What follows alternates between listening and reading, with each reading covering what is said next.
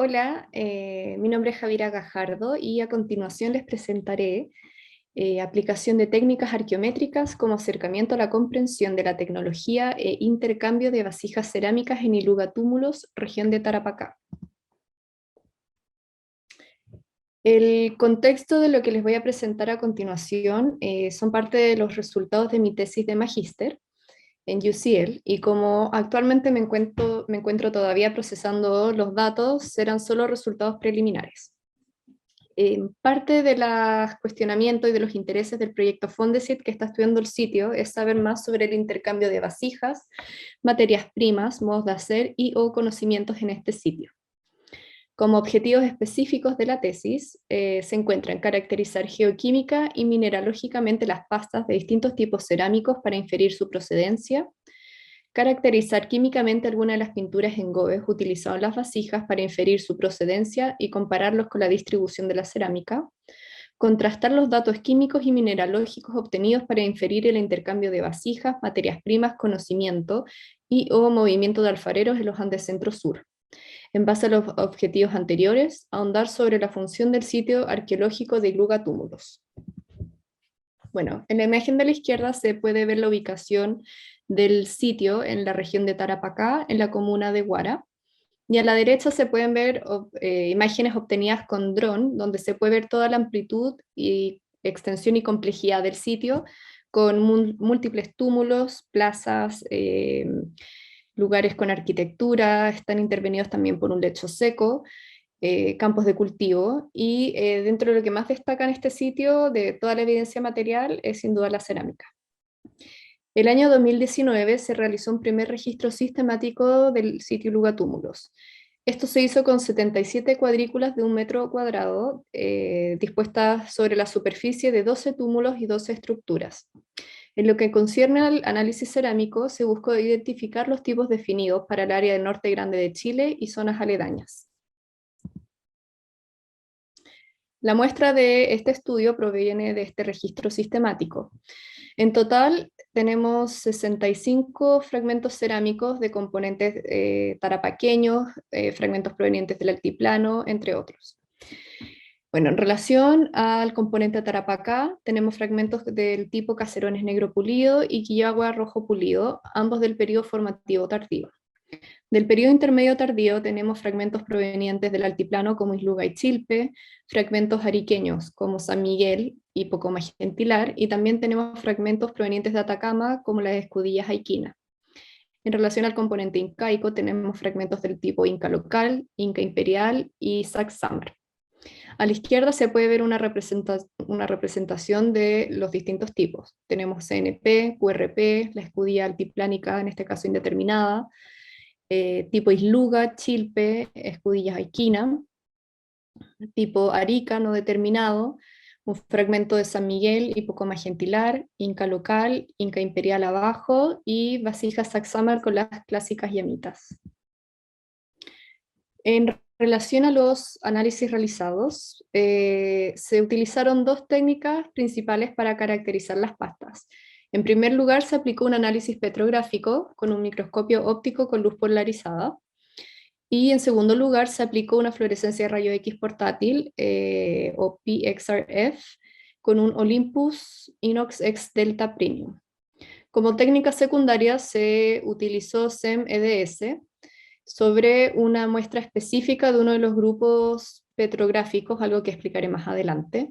Y en relación a la ablación láser ICP-MS, esta se aplicó directamente sobre las pinturas y engobes de color rojo y negro de estos fragmentos cerámicos.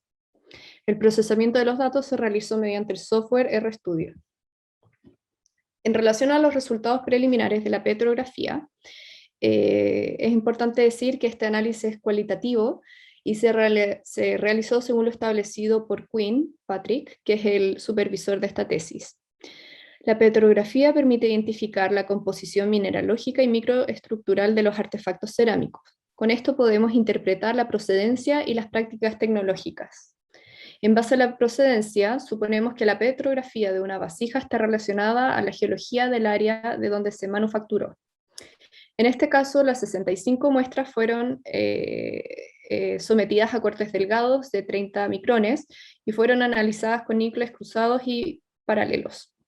Estos fueron comparados entre sí y se clasificaron en base a las inclusiones dominantes, naturaleza de la matriz arcillosa y en menor medida porosidad. En base a este análisis se pudieron definir 8 grupos mayores y 4 casos aislados. En relación a los grupos mayores, destaca el de vidrio volcánico, que es el que tiene la mayor cantidad de muestras, seguido del grupo ígnea fina, arena ígnea gruesa, vidrio volcánico más ígneo plutónico, biotita más feldespato más anfíbol, rocas gruesas alteradas, rocas redondeadas alteradas más alto hierro, ígneo grueso, y en relación a estos 4 casos aislados tenemos feldespatos erosionado más epídota, rocas redondeadas volcánicas más plutónicas, un fragmento alto en biotita y un fragmento anfíbol alto con rocas andesíticas. En relación al primer grupo de vidrio volcánico, los tipos cerámicos que presentan esta pasta son QRP, chilpe, isluga, altiplánico, en su mayor medida Inca, IKL y Saxámar.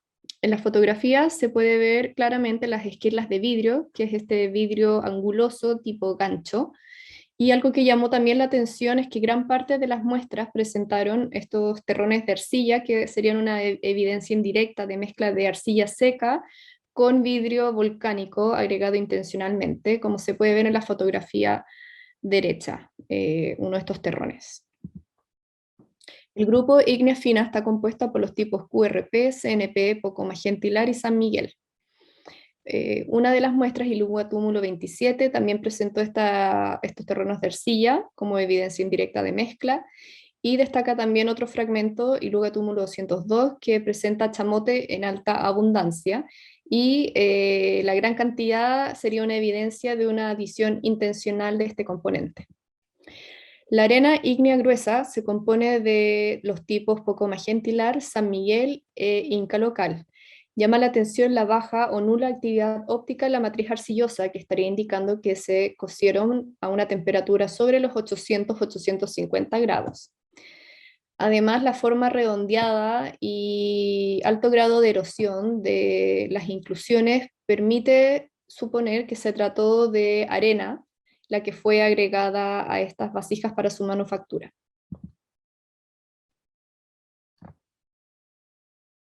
En relación al grupo vidrio volcánico más ígneo plutónico, se compone de un fragmento aiquina y 2 fragmentos IKL. El vidrio volcánico es similar al del primer grupo, pero en este caso estas esquirlas de vidrio están asociadas además a un material plutónico de composición intermedia que podría ser de una microdiorita o diorita.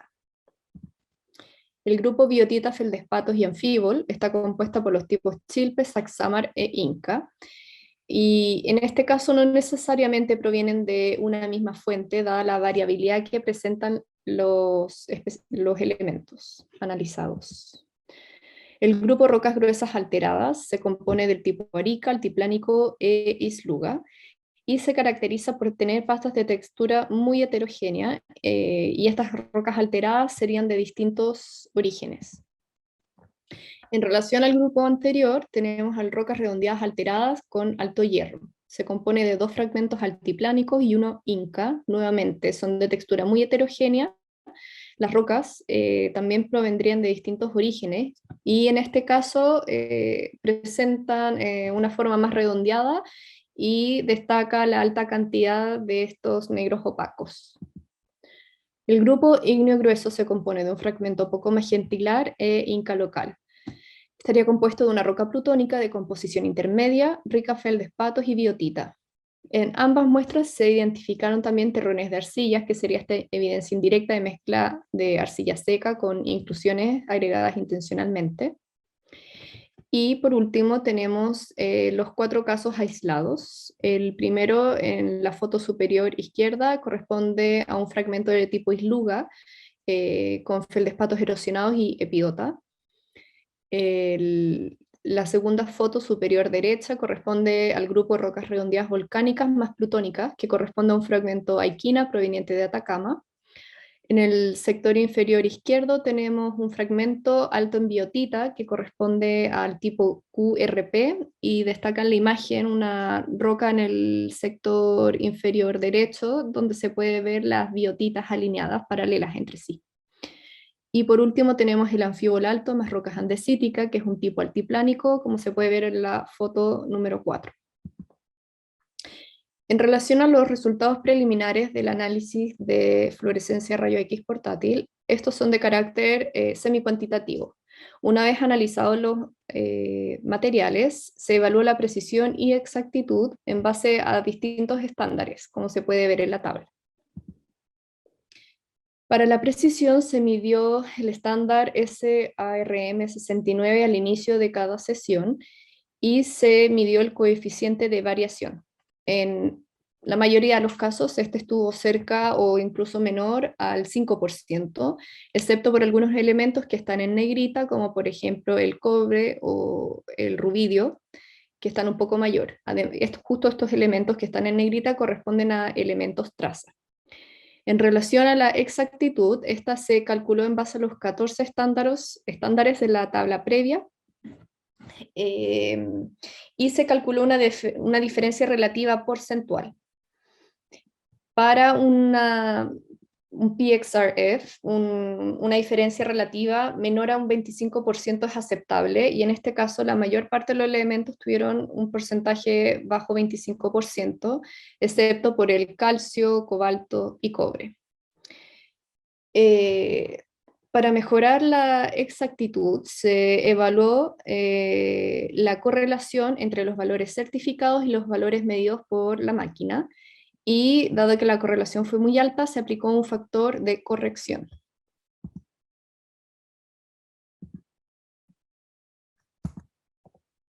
Perdón.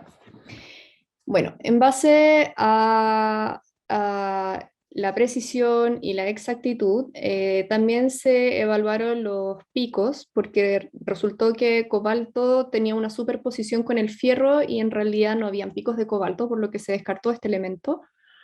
Y el calcio, el cobre y el zinc presentaron mucha variabilidad dentro de los distintos análisis que se le hizo a cada muestra, que fueron tres, perdón. El promedio era poco confiable, por lo que se descartaron y se eligieron los elementos potasio, titanio, manganeso, hierro, rubidio, estroncio, circonio y plomo. Uno de los primeros cálculos que se hizo fue el de la variación total, y para un sitio de consumo como lo sería Iluka Túmulo se esperaría un valor alto de variabilidad entre 2 y 4, y en este caso tuvimos un valor muy bajo de 0,77. Y esto podría explicarse porque las distintas áreas de proveniencia de estos tipos cerámicos son muy similares entre sí, o bien se produjeron en las mismas áreas. Para la transformación de los datos se utilizaron distintas aproximaciones de distintos autores y se optó por la de Standardized Central Log Ratio, que la propone Baxter. Y esta transformación de datos fue la más ventajosa en términos de existencia de grupos. Además, la proporción acumulada explicada por los dos primeros componentes principales de un 64%, lo cual está sobre el 60% recomendado. Además, redujo las diferencias de magnitud entre los elementos. Aquí se puede ver que el componente principal 1 explica un 35,49% total de esta variabilidad, el componente principal 2 un 29,04% y el componente principal 3 un 10,34%. Entre los elementos que más están influenciando el componente principal 1 está el potasio, el rubidio, el plomo, el hierro y el titanio, y el componente principal 2 está mayormente influenciado por el estroncio, manganeso y circonio. Una de las primeras aproximaciones que se tuvo con estos datos fue a través de gráficos de los componentes principales. Destaca aquel entre el componente principal 1 y 2, donde se puede ver arriba a la izquierda que hay dos posibles grupos, aunque estos se superponen entre sí y se ven algunos outliers. Se cruzó esto con distinta información como cronología, tipo cerámico, componente cerámico, y donde más hizo sentido fue con los grupos petrográficos. La imagen de la izquierda abajo se puede ver que el grupo de la derecha está compuesto en su mayoría por el grupo de vidrios volcánicos, aunque hay algunos que forman parte de este grupo de la izquierda. Se evaluaron también todos los elementos en base a su correlación. A grandes rasgos se podría decir que el rubidio es el elemento que más influye en identificar las diferencias geoquímicas, como se puede ver en los gráficos de la derecha. Arriba tenemos potasio contra rubidio, se puede ver una clara separación entre dos grupos, donde nuevamente este grupo de vidrio volcánico a la derecha se diferencia del resto, aunque algunas muestras se agrupan en el grupo inferior izquierdo.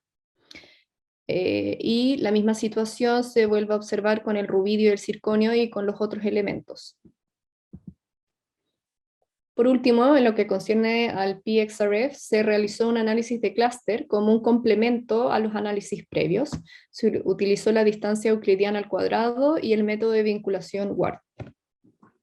A la izquierda en el dendrograma se puede observar que el grupo azul y rojo son muy similares entre sí. Incluso si se hubiera decidido cortar un poco más arriba las ramas, estos habrían formado parte de un mismo grupo. Al centro se puede ver unas muestras que corresponden a los outliers y a la derecha tenemos un gran grupo que si lo vemos en el gráfico de la derecha entre los componentes principales 1 y 2 que mostré previamente, el amarillo se corresponde con este grupo de la derecha y a la izquierda está conformado por este azul y rojo que son muy similares entre sí y arriba se diferencian los outliers. En relación al SEM-EDS, se seleccionaron 6 fragmentos provenientes de este grupo de vidrio volcánico con el fin de analizar específicamente el vidrio y ver si se pueden establecer diferencias composicionales con los elementos mayores. En el gráfico de la izquierda se puede ver que todos caen, en este diagrama TAS, todos caen en el área de la riolita o de componentes félsicos y son muy similares entre sí. A la derecha se grafican los resultados del análisis o de este volcanálisis de la matriz arcillosa y con estos componentes mayores se puede ver nuevamente que son muy similares entre sí. Por último, en lo que respecta al SEM-EDS, se utilizó este mapeo elemental para ver diferencias entre las capas superiores y la matriz arcillosa subyacente. Esta muestra de tipo incaico, que tiene engobe rojo y pintura negra encima, se puede ver una capa enriquecida de engobe rojo, donde el manganeso correspondería a esta pintura negra y que está resaltado encima. El fragmento Iluga túmulo 032 de tipo Saxamar tiene una capa enriquecida de fierro que corresponde al engobe rojo y no es muy claro en esta imagen, pero hay manganeso, que corresponde a la pintura negra. Y destaca también la capa en amarillo que corresponde a calcio y que estaría relacionado a procesos postdepositacionales. Y esto resulta interesante para entender la variabilidad que presentaba el elemento calcio, por ejemplo, en el PXRF, que tenía mucha variabilidad dentro de cada muestra y por lo cual no se consideró. El fragmento Iluga túmulo 040 de tipo incaico tiene una topografía muy irregular y se puede ver que el engobe blanco está enriquecido en titanio y calcio y en algunas zonas superiores a la izquierda y a la derecha se ve en rojo también resaltado fierro, el que probablemente corresponde al pigmento rojo. El fragmento Iluga túmulo 137 no tiene un engobe tan lindo como los otros, y este no se pudo observar o identificar en el SEM. Sin embargo, llama la atención la alta concentración de calcio en amarillo, sobre todo en la superficie, la cual va permeando hacia abajo. Esto también puede estar relacionado a procesos postdepositacionales. Este fragmento altiplánico en su cara interior tiene una pintura negra difícil de ver, además de esta blanca y este manchón rojo fugitivo. Al verlo en SEM, EDS, se puede ver que esta capa blanca está enriquecida en titanio y en calcio, y se puede ver arriba una capa roja asociada al fierro, que debería corresponder a este pigmento rojo fugitivo. Por último, este fragmento incaico destaca macroscópicamente por este engobe blanco muy grueso. Sin embargo, no se identificó este engobe durante el análisis. Esto puede deberse quizás a la preparación de la muestra, e incluso se probó con calcio, con titanio, y no muestra una intensidad del color como en los otros casos, e incluso se ve una distribución similar a la que presenta el fierro a lo largo de toda la matriz. Por último, en relación a los resultados preliminares de la ablación láser, estos son de carácter semi-cuantitativo, pues aún falta desarrollar los métodos para evaluar la calidad de los datos. Se analizaron los estándares NIST 610, 612, 614 y los basaltos BCR2 y BIR1, y estos se utilizaron para la calibración de los datos. Además, se utilizó el SILS 29 como estándar interno. Con esto se obtuvieron 42 elementos mayores, menores y trazas, con los cuales se inició una exploración. Utilizando la transformación a base 10, no estandarizada, se puede ver que entre los componentes principales 1 y 2 pueden haber 3 posibles grupos, uno más grande arriba y quizás 2 separados abajo, y el componente principal 1 está mayormente influenciado por el antimonio y en menor medida arsénico, mientras que el componente principal 2 está mayormente influenciado por el potasio y en menor medida, perdón, igual medida, fósforo.